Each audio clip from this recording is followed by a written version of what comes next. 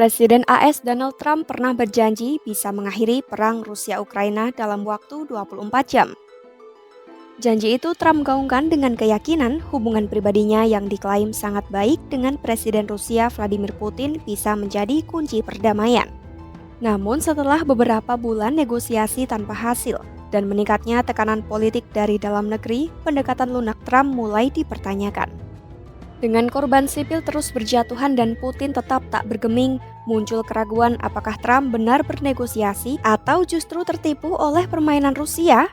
Simak selengkapnya dalam video berikut.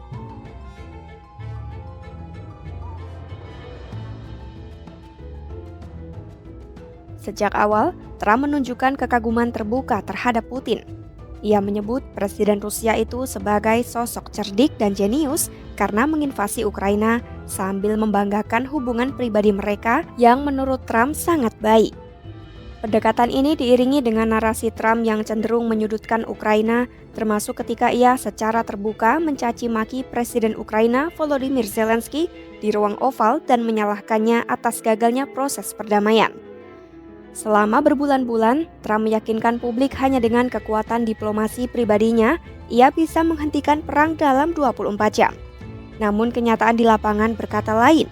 4 bulan setelah menjabat kembali, tak ada tanda-tanda perang mereda, serangan udara Rusia terhadap sasaran sipil Ukraina justru semakin intensif.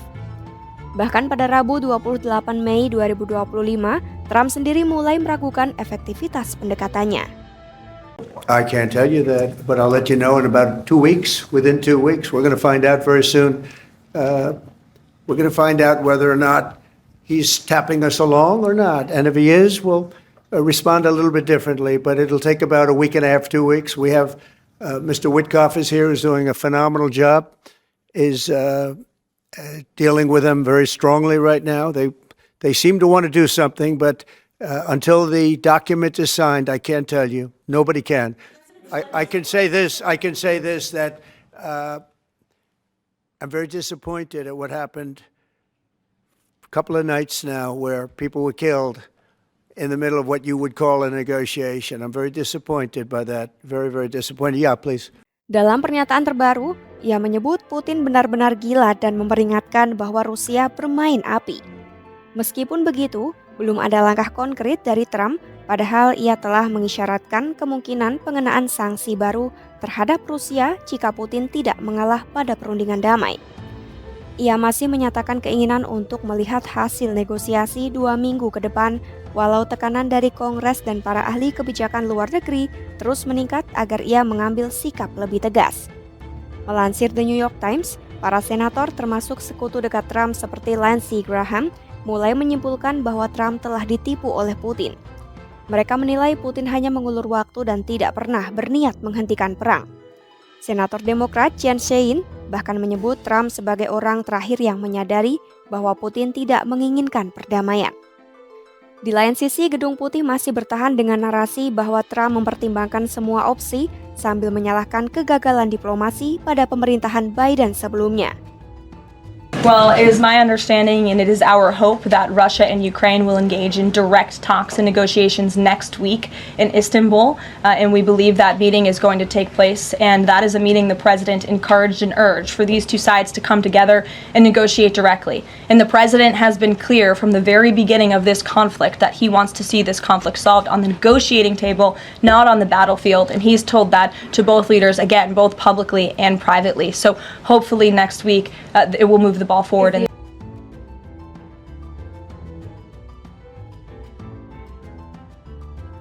Alih-alih mendukung Ukraina secara terbuka, Trump memilih mengirim utusan pribadi ke Moskwa, Steve Witkoff.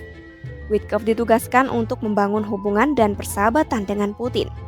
Bahkan setelah konfrontasi dengan Zelensky di Gedung Putih, Trump belum menunjukkan komitmen untuk memberi bantuan militer tambahan bagi Ukraina. Sebaliknya, Zelensky justru mengusulkan pertemuan puncak 3 pihak antara dirinya, Trump dan Putin. Usulan yang oleh Trump dikatakan mungkin akan ia ikuti jika diperlukan. Sejumlah pengamat menilai kebijakan Trump justru memperkuat posisi Rusia. Dengan membongkar upaya Departemen Kehakiman mengumpulkan bukti kejahatan perang Rusia serta ketidaksediaannya memberikan tekanan nyata, Trump dianggap memberi insentif bagi Putin untuk terus melanjutkan agresinya. Kepala Center for a New American Security Richard Fontaine menyatakan Trump tampaknya baru mulai menyadari Rusia adalah penyebab utama perang ini, bukan Ukraina. Sementara itu, Senator Republik seperti Susan Collins menegaskan Putin adalah diktator brutal yang sejak awal tidak memiliki niat damai. Namun hingga kini yang berubah baru kata-kata Trump, bukan tindakannya. Seperti yang dikatakan oleh anggota senior Komite Urusan Luar Negeri DPR AS, Gregory Meeks, Trump telah dipermainkan oleh Putin sejak awal. Janji Trump untuk mengakhiri perang Rusia-Ukraina dalam 24 jam tampaknya tidak berlandaskan strategi yang kuat, melainkan pada kepercayaan pribadi yang berlebihan terhadap Putin. Pendekatan yang terlalu lunak dipadu dengan retorika yang menyudutkan Ukraina bukan saja gagal menghasilkan perdamaian, tetapi juga dipandang memberikan celah bagi Putin untuk terus melakukan agresi. Sementara kekerasan di Ukraina semakin meningkat, tekanan politik dalam negeri Amerika terus mendorong Trump untuk bersikap lebih tegas. Namun hingga kini, perubahan sikap yang ditunjukkan baru sebatas pernyataan, belum berwujud kebijakan nyata. Pantau terus perkembangan konflik Rusia-Ukraina hanya di YouTube Kompas.com.